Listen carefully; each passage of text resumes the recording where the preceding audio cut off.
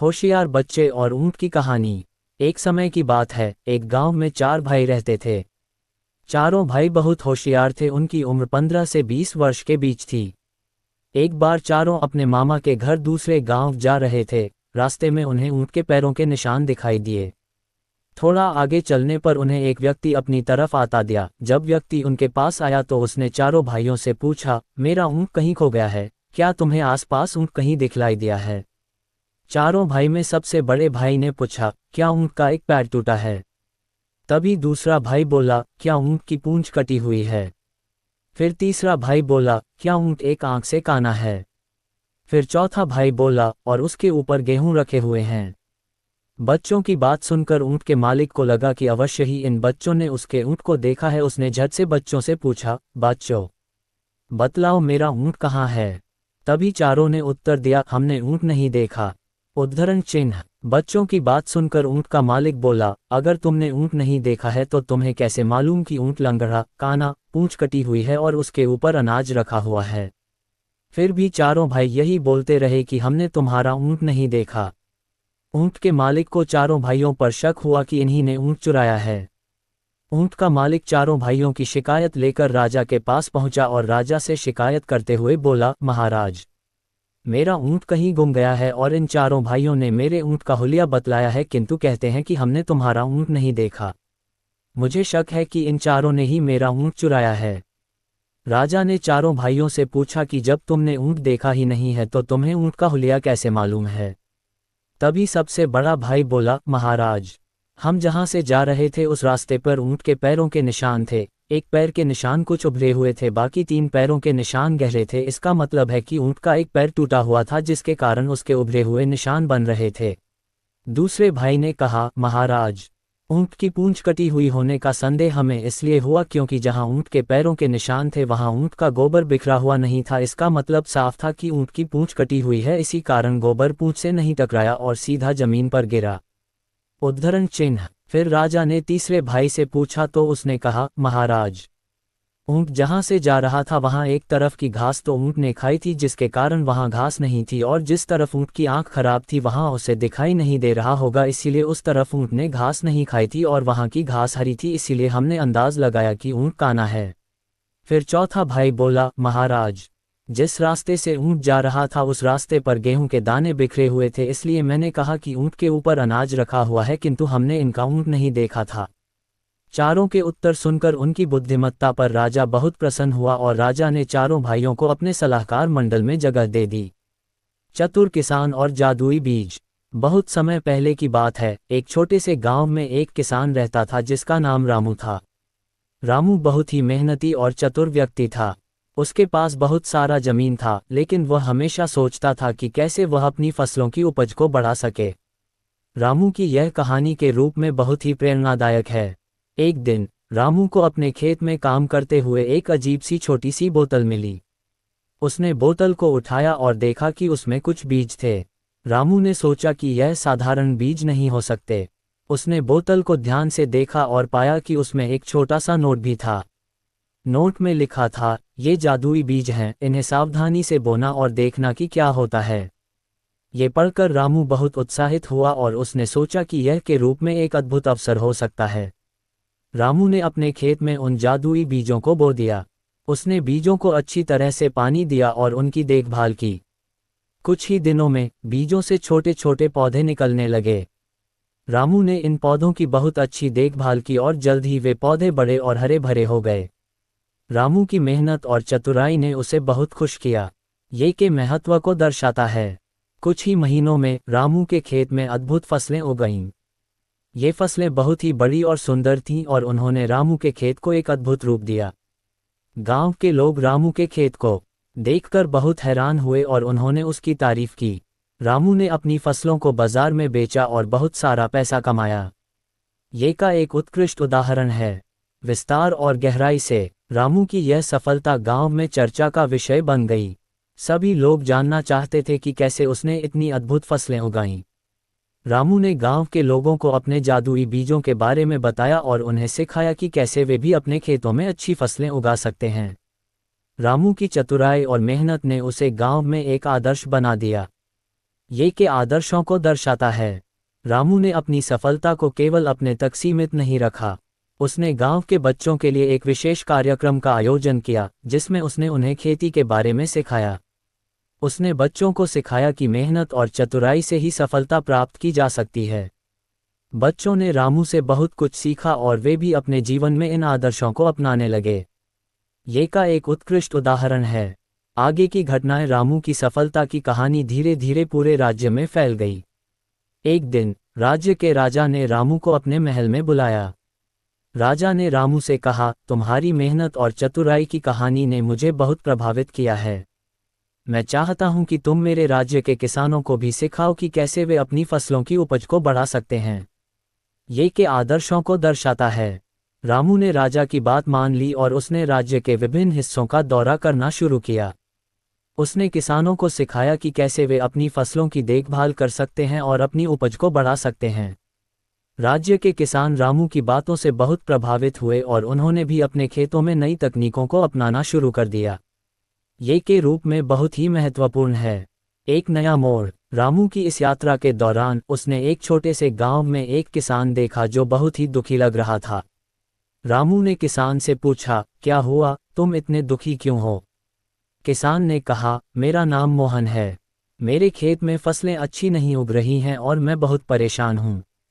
मैंने कई तरीकों को आजमाया है, लेकिन कोई भी तरीका काम नहीं कर रहा। रामू ने मोहन की बात सुनी और उसे दिलासा दी। उसने सोचा कि कैसे वह मोहन की मदद कर सकता है।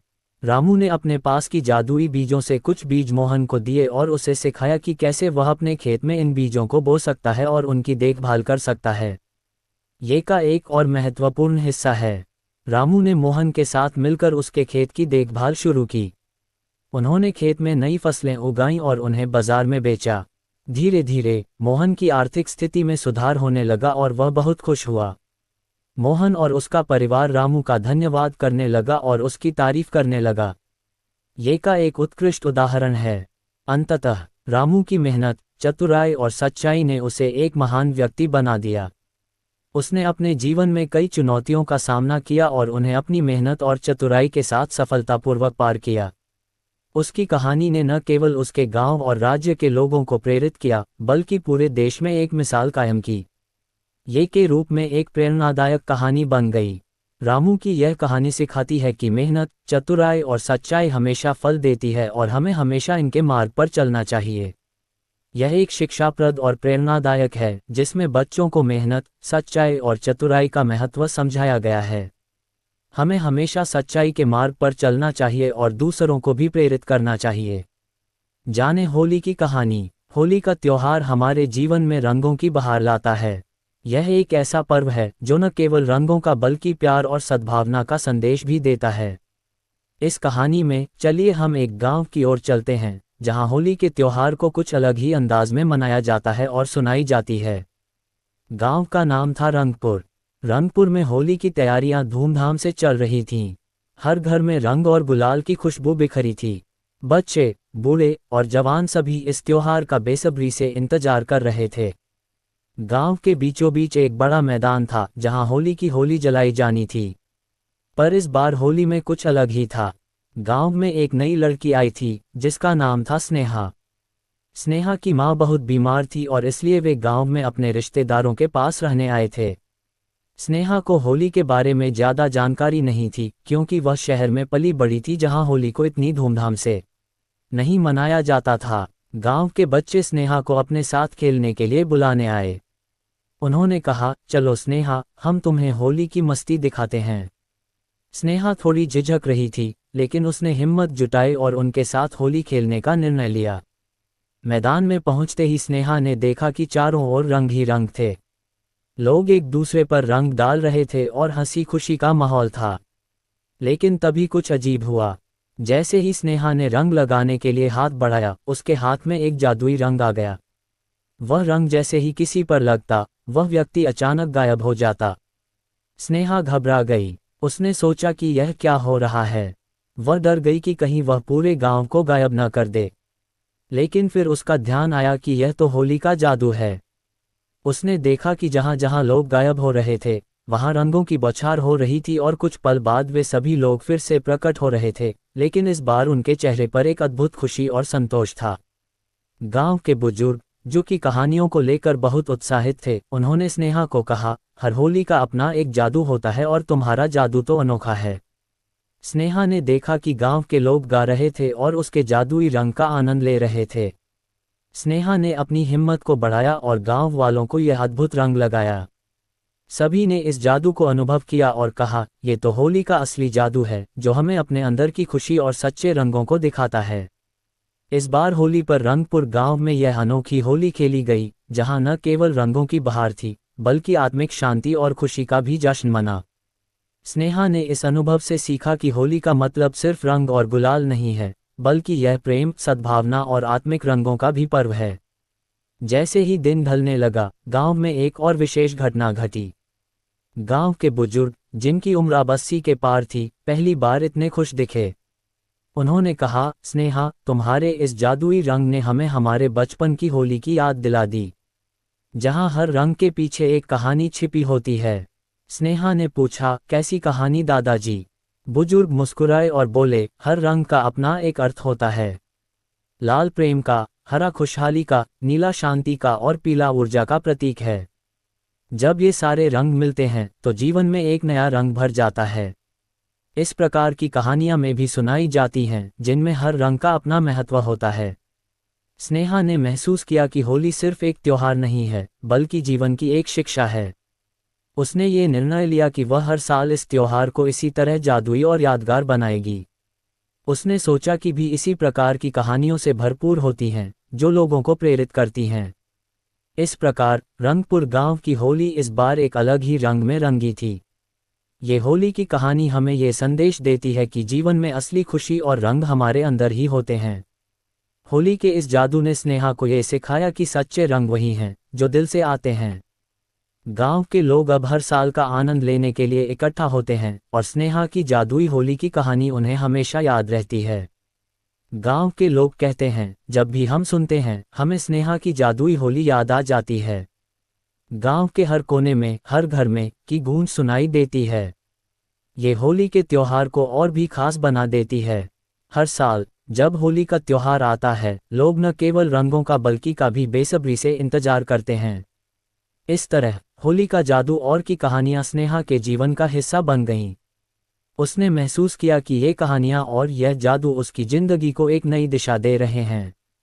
इस प्रकार होली का ये जादू और के माध्यम से स्नेहा ने जीवन को नए रंगों में रंगने की प्रेरणा पाई। रंगपुर गांव में होली के त्योहार के बाद से ही माहौल में एक नई ऊर्जा आ गई थी। स्नेहा की जादुई होली की कहानी और अब हर घर का हिस्सा बन चुकी थी। लेकिन इस बार होली के जादू के बाद गांव के लोग एक नई चुनौती का सामना करने जा रहे थे। होली के कुछ दिनों बाद गांव के पास के जंगल में एक रहस्यमयी आवाज सुनाई देने लगी। लोग कहते थे कि यह आवाज होली के जादू से जुड़ी है। स्नेहा, जो अब गांव में सबकी प्रिय बन चुकी थी, ने ठान लिया कि वह इस रहस्य को सुलझाएगी।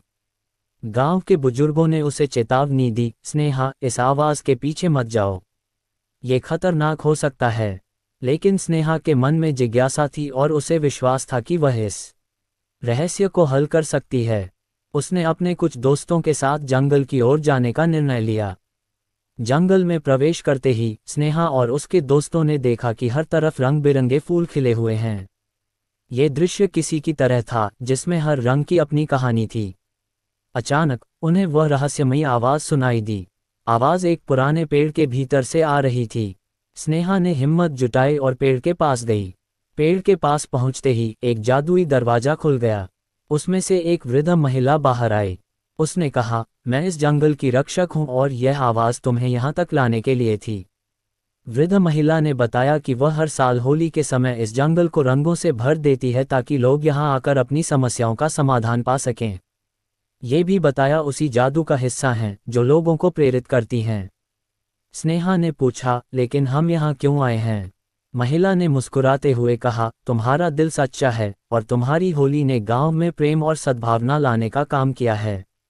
मैं चाहती थी कि तुम इस जादू को समझो और इसे और लोगों तक पहुंचाओ। स्नेहा और उसके दोस्तों ने देखा कि वे उस जादुई दरवाजे के भीतर एक अद्भुत दुनिया में प्रवेश कर चुके हैं। वहाँ हर चीज़ रंगीन और जादुई थी। उन्होंने महसूस किया कि यह जगह उन कहानियों और कविताओं की तरह है जो में सुनाई जाती हैं। महिला ने उन्हें एक विशेष फूल दिया और कहा, ये फूल गांव में ले जाओ और इसे होली के दिन जलने वाली होली में डाल देना। इससे गांव में हमेशा प्रेम और खुशी बनी रहेगी। स्नेहा और उसके दोस्तों ने महिला का धन्यवाद किया और उस जादुई फूल के साथ गांव लौट आए। जब होली का दिन आया, उन्होंने उस फूल को होली की अग्नि में डाल दिया। गांव के लोग देखते ही रह गए जब अग्नि से एक रंगीन प्रकाश निकलने लगा और पूरे गांव को रोशन कर दिया। इस प्रकार होली के जादू और के मेल से रंगपुर गांव में हमेशा के लिए प्रेम और खुशी का माहौल बन गया। स्नेहा ने सीखा कि सच्चा रंग वही है जो दिल से आता है, और वह हर साल इस जादुई होली को इसी तरह मनाने का प्रण करती है। गांव के लोग अब हर साल होली के समय उस जादुई महिला को याद करते हैं और गाकर इस त्योहार की शुरुआत करते हैं। इस तरह होली का जादू और संगम रंगपुर गांव की पहचान बन गया।